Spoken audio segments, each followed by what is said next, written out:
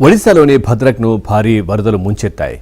బేతరణి నది ప్రమాదకర స్థాయి దాటి ప్రవహిస్తోంది. దీంతో భద్రక్లోని పలు గ్రామాలు, లోతట్టు ప్రాంతాలు నీట మునిగాయి. ఎటు చూసిన వరద నీరే కనిపిస్తోంది. పంట పొలాలన్నీ జలదిగ్బంధంలో చిక్కుకున్నాయి. రెస్క్యూ బృందాలు సహాయక చర్యలు కొనసాగిస్తున్నాయి.